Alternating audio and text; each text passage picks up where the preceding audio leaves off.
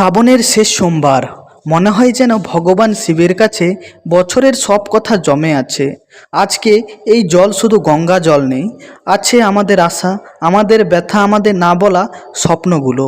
হয়তো সব পূর্ণ হবে না, কিন্তু এই ঢালা জলের প্রতিটি ফোঁটায় আমরা বিশ্বাস রাখি মহাদেব শুনছেন, আর শুনলে তিনি চুপ থাকেন না।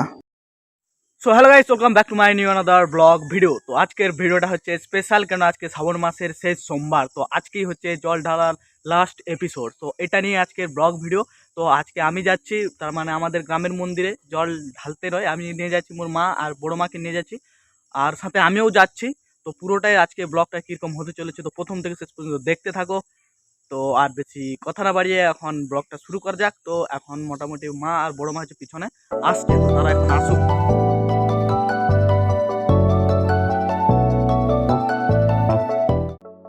সো ফাইনালি মা এবং বড় মা দুজনেই চলে এসেছে। এখন আমরা যাব গাড়ির কাছ। তো গাড়ির কাছেও পৌঁছে গেছি। এই হচ্ছে আমাদের ফারারি না যাই হোক আর কি।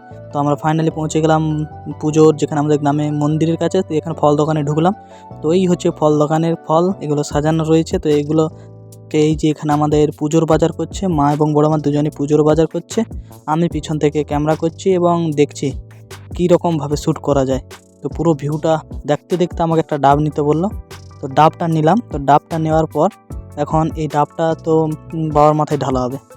তো এখন ডাবটা নিয়ে আমি দাঁড়িয়েছি। এই যে ডাব, মা এবং বড় মা দুজনেই বাজার করছে। ফাইনালি ডাবটাকে এখন ছিললাম। তো আমাদেরই গ্রামের একজন ছেলেকে দিয়ে ছিলা করালাম। তো সে দোকানে করে নিলে মনে একটা ভালো হতো, কিন্তু ভাই করা হয়নি। তো এখানে আসছি, তো এখানে সে ডাব ছিলা মানে সে হাতটা ব্যথা হয়ে গেছে ডাব ছিলতে চাই।